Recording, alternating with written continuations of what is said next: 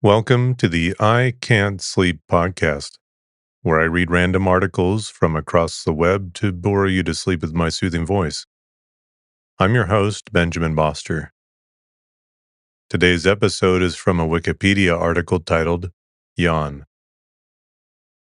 A yawn is a reflex in vertebrate animals, characterized by a long inspiratory phase with gradual mouth gaping, followed by a brief climax or acme with muscle stretching, and a rapid expiratory phase with muscle relaxation, which typically lasts a few seconds.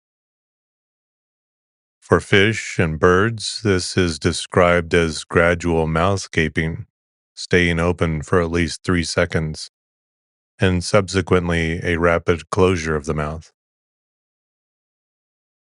Almost all vertebrate animals, including mammals, birds, reptiles, amphibians, and even fish, experience yawning. A study of yawning is called chasmology. Yawning, oscitation, most often occurs in adults immediately before and after sleep, during tedious activities, and as a result of its contagious quality. It is commonly associated with tiredness, stress, sleepiness, boredom, or even hunger. In humans, yawning is often triggered by the perception that others are yawning. For example, seeing a person yawning or talking to someone on the phone who is yawning. This is a typical example of positive feedback. This contagious yawning has also been observed in chimpanzees, dogs, cats, birds, and reptiles, and can occur between members of different species. Approximately 20 psychological reasons for yawning have been proposed by scholars, but there is little agreement on the primacy of any one. During a yawn, muscles around the airway are fully stretched, including chewing and swallowing muscles. Due to these strong repositioning muscle movements, the airway, lungs, and throat dilates to 3 or 4 times its original size. The tensor tympani muscle in the middle ear contracts, which creates a rumbling noise perceived as coming from within the head. However, the noise is due to mechanical disturbance of the hearing apparatus and is not generated by the motion of air. Yawning is sometimes accompanied in humans and other animals by an instinctive act of stretching several parts of the body, including the arms, neck, shoulders, and back. The English yawn continues a number of Middle English forms. Yawnen from Old English, Ghanien and Yenen, Yonen from Old English frequentatives, Yinyon from a Germanic root, Jin.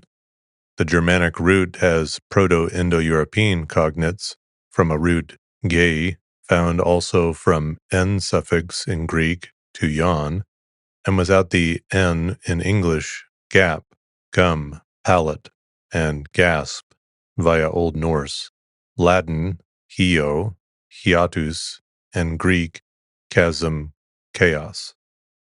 The Latin term used in medicine is oscitatio, anglicized as oscitatione, from the verb oscito, to open the mouth. Pandiculation is the act of yawning and stretching simultaneously. There are a number of theories that attempt to explain why humans and other animals yawn. One study states that yawning occurs when one's blood contains increased amounts of carbon dioxide, and therefore becomes in need of the influx of oxygen or expulsion of carbon dioxide that a yawn can provide. Yawning may reduce oxygen intake compared to normal respiration. However, the frequency of yawning is not decreased by providing more oxygen or reducing carbon dioxide in the air. Animals subject to predation or other dangers must be ready to physically exert themselves at any given moment. At least one study suggests that yawning, especially psychological contagious yawning, may have developed as a way of keeping a group of animals alert. If an animal is drowsy or bored, it will be less alert than when fully awake and less prepared to spring into action. Contagious yawning could be an instinctual signal between group members to stay alert. Nervousness, which often indicates the perception of an impending need for action, has also been suggested as a cause. Anecdotal evidence suggests that yawning helps increase a person's alertness. Paratroopers have been noted to yawn during the moments before they exit their aircraft, and athletes often yawn just before intense exertions. Another notion states that yawning is the body's way of controlling brain temperature. In 2007, researchers, including a professor of psychology from the sunny Albany, US, proposed yawning may be a means to keep the brain cool. Mammalian brains operate best within a narrow temperature range. In two experiments, subjects with cold packs attached to their foreheads and subject asked to breathe strictly nasally exhibited reduced contagious yawning when watching videos of people yawning. A similar hypothesis suggests yawning is used for regulation of body temperature. Similarly, Gutman and Dopart, 2011, found that when a subject wearing earplugs yawns, the air moving between the subject's ears and the environment causes a breeze to be heard. Gutman and Dopart determined that a yawn causes one of three possible situations to occur. The brain cools down due to an influx or outflux of oxygen. Pressure in the brain is reduced by an outflux of oxygen, or the pressure of the brain is increased by an influx of air caused by increased cranial space. One review hypothesized that yawning's goal is to periodically stretch the muscles of the throat, which may be important for efficient vocalization, swallowing, chewing, and also keeping the airway wide. Yawning behavior may be altered as a result of medical issues such as diabetes, stroke, or adrenal conditions. Excessive yawning is seen in immunosuppressed patients such as those with multiple sclerosis. A professor of clinical and forensic neuropsychology at Bournemouth University has demonstrated that cortisol levels rise during yawning. With respect to a possible evolutionary advantage, yawning might be a herd instinct. Theories suggest that the yawn serves to synchronize mood in gregarious animals, similar to howling in a wolf pack. It signals fatigue among members of a group in order to synchronize sleeping patterns and periods. Research by Garrett Norris, 2013, involving monitoring the behavior of students kept waiting in a reception area indicates a connection supported by neuroimaging research between empathic ability and yawning. We believe that contagious yawning indicates empathy. It indicates an appreciation of other people's behavioral and physiological state, says Norris. The yawn reflex has long been observed to be contagious. In 1508, Erasmus wrote, "One man's yawning makes another yawn," and the French proverbialized the idea to "un bon bailleur en fait bailleur sept." One good gaper makes seven others gape. Often, if one person yawns, this may cause another person to empathetically yawn. Observing another person's yawning face, especially their eyes, reading or thinking about yawning, or looking at a yawning picture can cause a person to yawn. The proximate cause for contagious yawning may lie with mirror neurons in the frontal cortex of certain vertebrates, which, upon being exposed to a stimulus from conspecific and occasionally interspecific organisms, activates the same regions in the brain. Mirror neurons have been proposed as a driving force for imitation, which lies at the root of much human learning, such as language acquisition. Yawning may be an offshoot of the same imitative impulse. In 2007, a study found that young children with autism spectrum disorders do not increase their yawning frequency after seeing videos of other people yawning, in contrast to neurotypical children. In fact, the autistic children actually yawned less during the videos of yawning than during the control videos.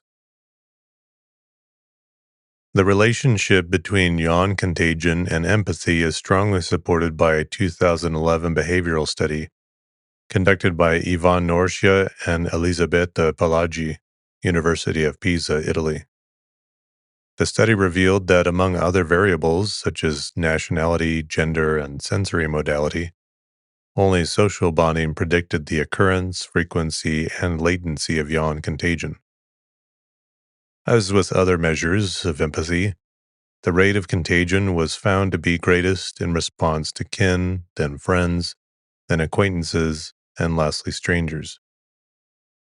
Related individuals showed the greatest contagion in terms of both occurrence of yawning and frequency of yawns. Strangers and acquaintances showed a longer delay in the yawn response latency compared to friends and kin. Hence, yawn contagion appears to be primarily driven by the emotional closeness between individuals.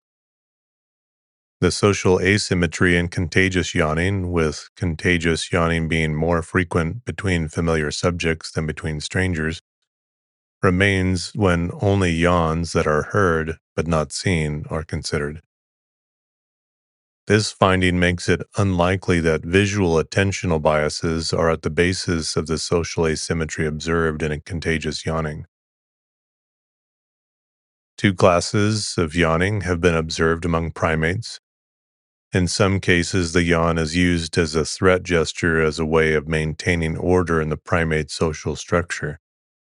Specific studies were conducted on chimpanzees and stump-tail macaques. A group of these animals was shown a video of other members of their own species yawning. Both species yawned as well. This helps to partly confirm a yawn's contagiousness. The Discovery Channel's show Mythbusters also tested this concept.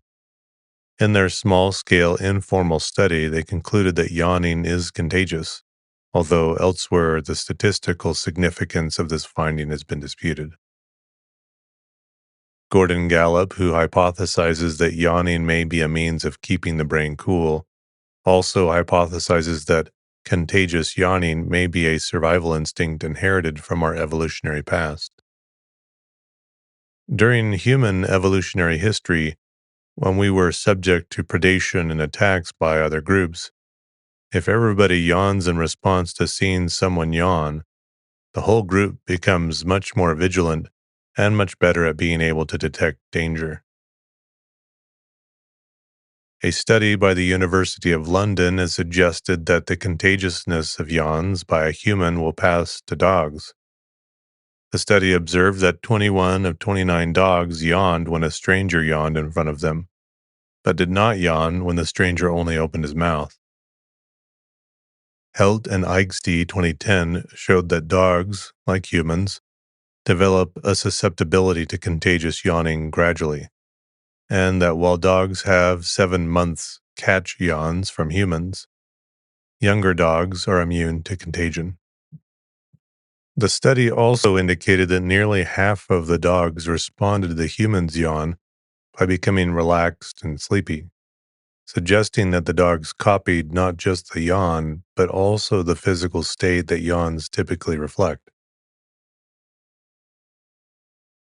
In a study involving Gelida baboons, yawning was contagious between individuals, especially those that were socially close. This suggests that emotional proximity, rather than spatial proximity, is an indicator of yawn contagion. Evidence from the occurrence of contagious yawning linked to empathy is rare outside of primates. It has been studied in Canidae species, such as the domestic dog and wolf. Domestic dogs have shown the ability to yawn contagiously in response to human yawns. Domestic dogs have demonstrated they are skilled at reading human communication behaviors. This ability makes it difficult to ascertain whether yawn contagion among domestic dogs is deeply rooted in their evolutionary history or is a result of domestication. In a 2014 study, wolves were observed in an effort to answer this question. The results of the study showed that wolves are capable of yawn contagion. The study also found that the social bond strength between individuals affected the frequency of contagious yawning in wolves, supporting previous research which ties contagious yawning to emotional proximity. Some evidence for contagious yawning has also been found in budgerigars, a species of social parrots.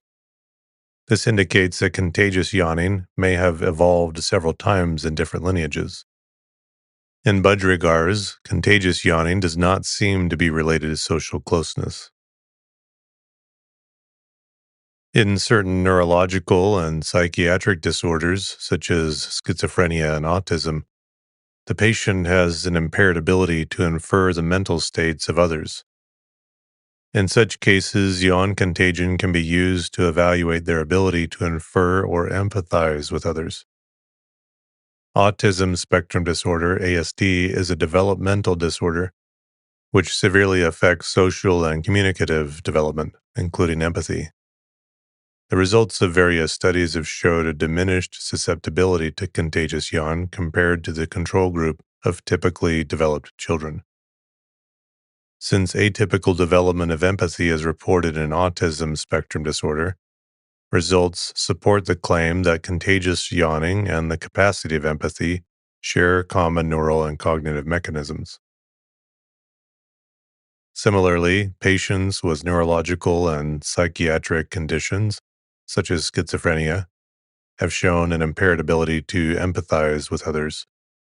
Contagious yawning is one means of evaluating such disorders.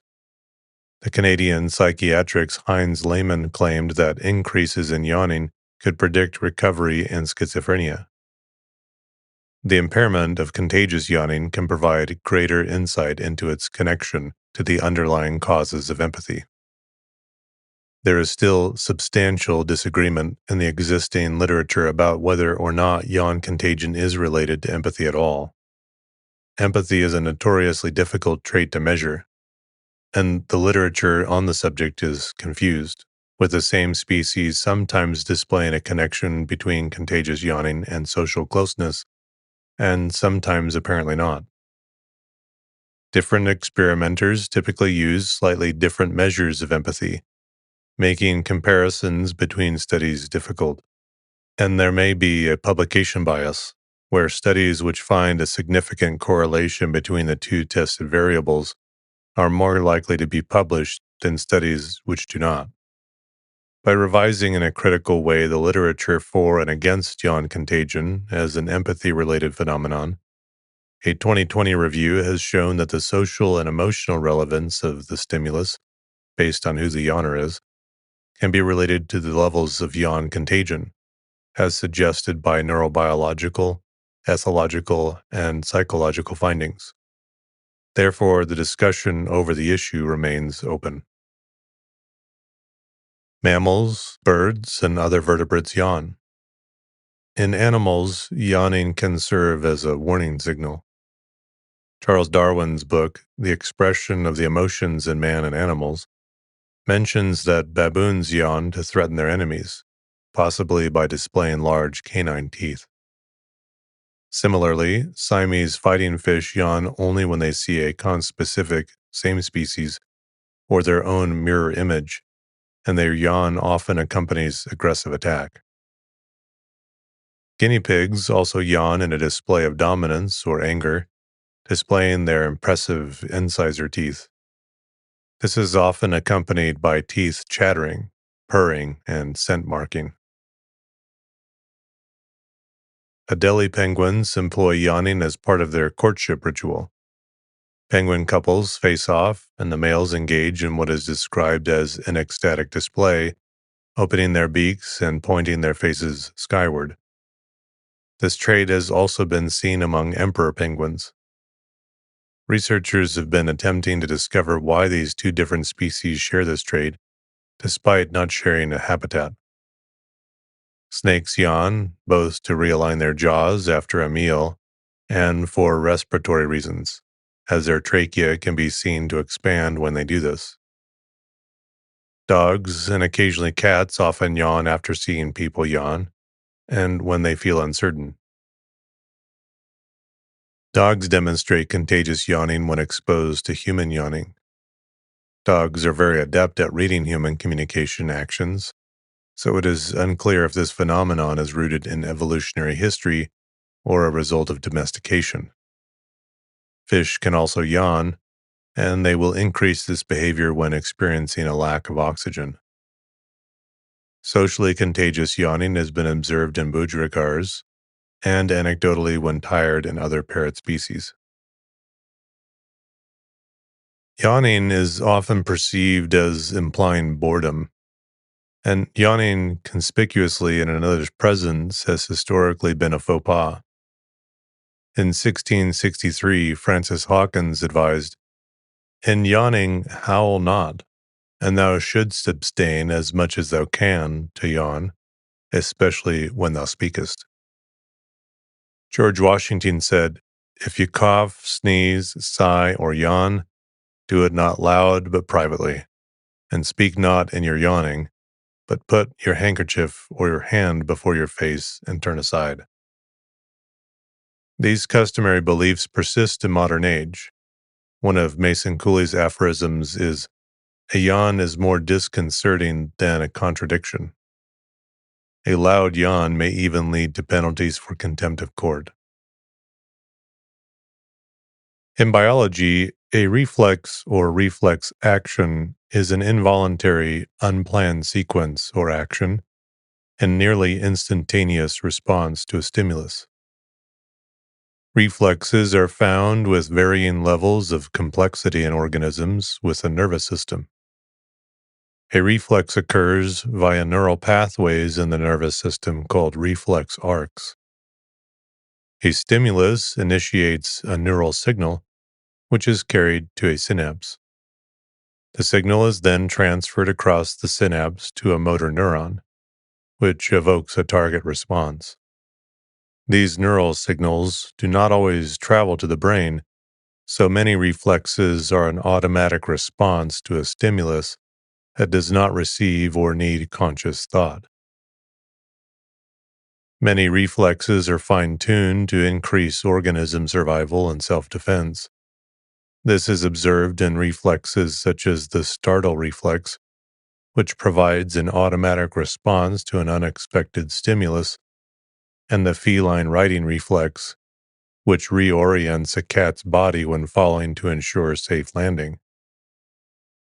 The simplest type of reflex, a short latency reflex, has a single synapse or junction in the signaling pathway. Long latency reflexes produce nerve signals that are transduced across multiple synapses before generating the reflex response. The myotatic or muscle stretch reflexes, sometimes known as deep tendon reflexes, provide information on the integrity of the central nervous system and peripheral nervous system. This information can be detected using electromyography (EMG). Generally, decreased reflexes indicate a peripheral problem, and lively or exaggerated reflexes a central one. A stretch reflex is the contraction of a muscle in response to its lengthwise stretch. While reflexes are stimulated mechanically, the term H reflex refers to the analogous reflex stimulated electrically, and tonic vibration reflex for those stimulated to vibration. A tendon reflex is the contraction of a muscle in response to striking its tendon. The Golgi tendon reflex is the inverse of a stretch reflex. Newborn babies have a number of other reflexes which are not seen in adults, referred to as primitive reflexes. These automatic reactions to stimuli enable infants to respond to the environment before any learning has taken place. They include asymmetrical tonic neck reflex, palmomental reflex, Moro reflex, also known as the startle reflex, palmar grasp reflex, rooting reflex, sucking reflex, symmetrical tonic neck reflex, tonic labyrinthine reflex. Other reflexes found in the central nervous system include abdominal reflexes, gastrocolic reflex, anocutaneous reflex, Barrow reflex, cough reflex, cremasteric reflex, diving reflex, Lazarus sign, muscular defense, photic sneeze reflex, scratch reflex, sneeze, startle reflex, withdrawal reflex, crossed extensor reflex. Many of these reflexes are quite complex, requiring a number of synapses in a number of different nuclei in the central nervous system, e.g., the escape reflex. Others of these involve just a couple of synapses to function, e.g., the withdrawal reflex. Processes such as breathing, digestion, and the maintenance of the heartbeat can also be regarded as reflex actions, according to some definitions of the term. In medicine, reflexes are often used to assess the health of the nervous system. Doctors will typically grade the activity of a reflex on a scale from 0 to 4. While 2 plus is considered normal, some healthy individuals are hyporeflexive and register all reflexes at 1 plus, while others are hyporeflexive and register all reflexes at 3 plus. Some might imagine that reflexes are immutable. In reality, however, most reflexes are flexible and can be substantially modified to match the requirements of the behavior in both vertebrates and invertebrates. A good example of reflex modulation is the stretch reflex.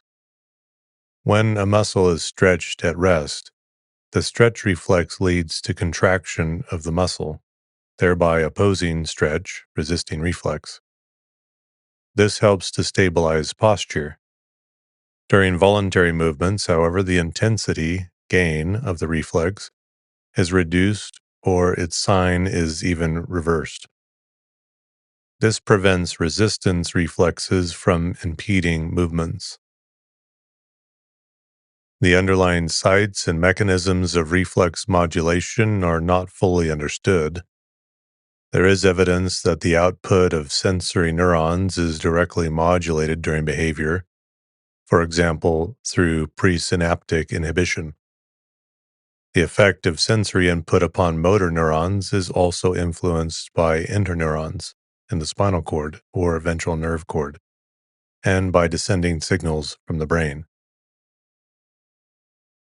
Breathing can also be considered both involuntary and voluntary, since breath can be held through internal intercostal muscles. In physiology, the all or none law, sometimes the all or none principle or all or nothing law, is the principle that if a single nerve fiber is stimulated, it will always give a maximal response and produce an electrical impulse of a single amplitude. If the intensity or duration of the stimulus is increased, the height of the impulse will remain the same. The nerve fiber either gives a maximal response or none at all. It was first established by the American physiologist Henry Pickering Bowditch in 1871 for the contraction of heart muscle. An induction shock produces a contraction or fails to do so according to its strength. If it does so at all, it produces the greatest contraction that can be produced by any strength of stimulus in the condition of the muscle at the time. This principle was later found to be present in the skeletal muscle by Keith Lucas in 1909. The individual fibers of nerves also respond to stimulation according to the all or none principle. The first recorded time of isolating a single action potential was carried out by Edgar Adrian in 1925 from a set of cross-cut muscle fibers. Using a thermionic triode valve amplifier with 1850 amplification, Adrian noticed that when the muscle preparation was left to hang, it produced oscillations. Yet, when supported, no such activity occurred. Later, with the help of Ingolf Zoderman, Adrian isolated and stimulated one sensory fiber. The impulses externally on the fiber were uniform, as simple as the dots in Morse code. The magnitude of the action potential set up in any single nerve fiber is independent of the strength of the exciting stimulus, provided the latter is adequate. An electrical stimulus below threshold strength fails to elicit a propagated spike potential. If it is of the threshold strength or over, a spike, a nervous impulse of maximum magnitude is set up. Either the single fiber does not respond with spike production, or it responds to the utmost of its ability under the conditions at the moment. This property of the single nerve fiber is termed the all or none relationship. This relationship holds only for the unit of tissue. For nervous tissue, the unit is the nerve cell. For skeletal muscle, the unit is the individual muscle fiber. And for the heart, the unit is the entire auricles of the entire ventricles. Stimuli too weak to produce a spike do, however, set up a local electrodenus, the magnitude of the electronic potential progressively increasing with the strength of the stimulus until a spike is generated. This demonstrates the all or none relationship in spike production. The above account deals with the response of a single nerve fiber. If a nerve trunk is stimulated, then as the exciting stimulus is progressively increased above a threshold, a large number of fibers respond. The minimal effective, i.e. threshold, stimulus is adequate only for fibers of high excitability.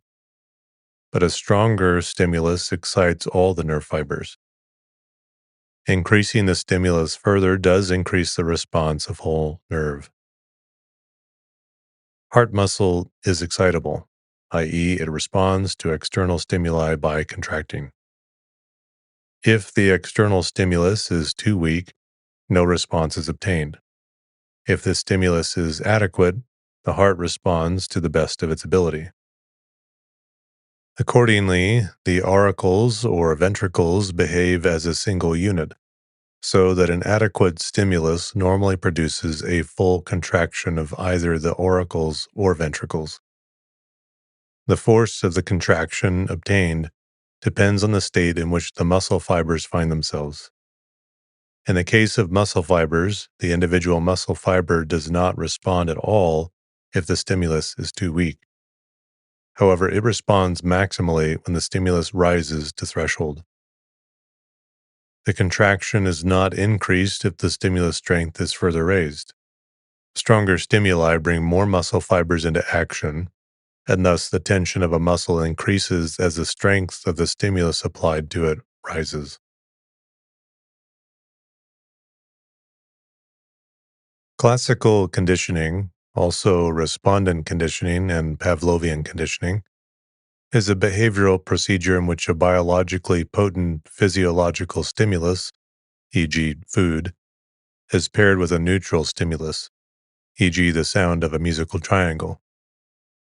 The term classical conditioning refers to the process of an automatic condition response that is paired with a specific stimulus.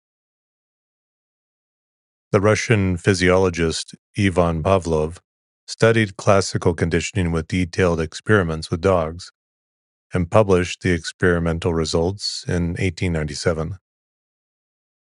In the study of digestion, Pavlov observed that the experimental dogs salivated when fed red meat. Pavlovian conditioning is distinct from operant conditioning, instrumental conditioning, through which the strength of a voluntary behavior is modified, either by reinforcement or by punishment. However, classical conditioning can affect operant conditioning. Classically conditioned stimuli can reinforce operant responses.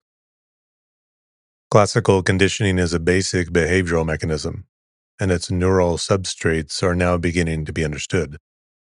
Though it is sometimes hard to distinguish classical conditioning from other forms of associative learning, e.g., instrumental learning and human associative memory, a number of observations differentiate them, especially the contingencies whereby learning occurs. Together with operant conditioning, classical conditioning became the foundation of behaviorism, a school of psychology which was dominant in the mid 20th century and is still an important influence on the practice of psychological therapy and the study of animal behavior. Classical conditioning has been applied in other areas as well. For example, it may affect the body's response to psychoactive drugs, the regulation of hunger, research on the neural basis of learning and memory, and in certain social phenomena such as the false consensus effect. Classical conditioning occurs when a conditioned stimulus, CS, is paired with an unconditioned stimulus, US. Usually, the conditioned stimulus is a neutral stimulus, e.g., the sound of a tuning fork. The unconditional stimulus is biologically potent, e.g., the taste of food. And the unconditioned response, UR, to the unconditioned stimulus is an unlearned reflex response, e.g., salivation. After pairing is repeated, the organism exhibits a conditioned response, CR, to the conditioned stimulus when the conditioned stimulus is presented alone. A conditioned response may occur after only one pairing. Thus, unlike the UR, the CR is acquired through experience, and it is also less permanent than the UR. Usually, the conditioned response is similar to the unconditioned response, but sometimes it is quite different. For this and other reasons, most learning theorists suggest that the conditioned stimulus comes to signal or predict the unconditioned stimulus, and go on to analyze the consequences of the signal. Robert A. Rescorla provided a clear summary of this change in thinking and its implications in his 1988 article, Pavlovian Conditioning, It's Not What You Think It Is. Despite its widespread acceptance, Rescorla's thesis may not be defensible. Classical conditioning offers from operant or instrumental conditioning.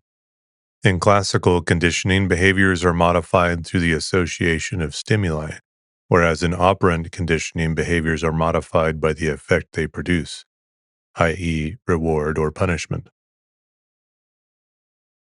The best known and most thorough early work on classical conditioning was done by Ivan Pavlov, although Edwin Twittmeyer published some related findings a year earlier. During his research on the physiology of digestion in dogs, Pavlov developed a procedure that enabled him to study the digestive processes of animals over long periods of time. He redirected the animal's digestive fluids outside the body where they could be measured. Pavlov noticed that his dogs began to salivate in the presence of the technician who normally fed them, rather than simply salivating in the presence of food. Pavlov called the dog's anticipatory salivation psychic secretion. Putting these informal observations to an experimental test, Pavlov presented a stimulus, e.g., the sound of a metronome, and then gave the dog food. After a few repetitions, the dog started to salivate in response to the stimulus. Pavlov concluded that if a particular stimulus in the dog's surroundings was present when the dog was given food, then that stimulus could become associated with food and cause salivation on its own. In Pavlov's experiment, the unconditioned stimulus US was the food, because its effects did not depend on previous experience. The metronome's sound is originally a neutral stimulus, NS, because it does not elicit salivation in the dogs. After conditioning, the metronome's sound becomes the conditioned stimulus, CS, or conditional stimulus, because its effects depend on its association with food. Likewise, the responses of the dog follow the same conditioned versus unconditioned arrangement. The conditioned response, CR, is a response to the conditioned stimulus, whereas the unconditioned response, UR, corresponds to the unconditioned stimulus. Pavlov reported many basic facts about conditioning. For example, he found that learning occurred most rapidly when the interval between the CS and the appearance of the US was relatively short. It is often thought that the conditioned response is a replica of the unconditioned response, but Pavlov noted that saliva produced by the CS differs in composition from that produced by the US. In fact, the CR may be any new response to the previously neutral CS that can be clearly linked to experience with the conditional relationship of CS and US. It was also thought that repeated pairings are necessary for conditioning to merge, but many CRs can be learned with a single trial, especially in fear conditioning and taste aversion learning. Learning is fastest in forward conditioning. During forward conditioning, the onset of the CS precedes the onset of the US in order to signal that the US will follow. Two common forms of forward conditioning are delay and trace conditioning. Delay conditioning. In delay conditioning, the CS is presented and is overlapped by the presentation of the US. For example, if a person hears a buzzer for 5 seconds, during which time air is puffed into their eye, the person will blink. After several pairings of the buzzer and the puff, the person will blink at the sound of the buzzer alone. This is delay conditioning. Trace conditioning. During trace conditioning, the CS and US do not overlap. Instead, the CS begins and ends before the US is presented. The stimulus-free period is called the trace interval or the conditioning interval. If in the above buzzer example, the puff came a second after the sound of the buzzer stopped, that would be trace conditioning, with a trace or conditioning interval of 1 second. During simultaneous conditioning, the CS and US are presented and terminated at the same time. For example, if a person hears a bell and has air puffed into their eye at the same time, and repeated pairings like this led to the person blinking when they hear the bell, despite the puff of air being absent, this demonstrates that simultaneous conditioning has occurred. Second order or higher order conditioning follow a two-step procedure. First, a neutral stimulus, CS1, comes to signal a US through forward conditioning.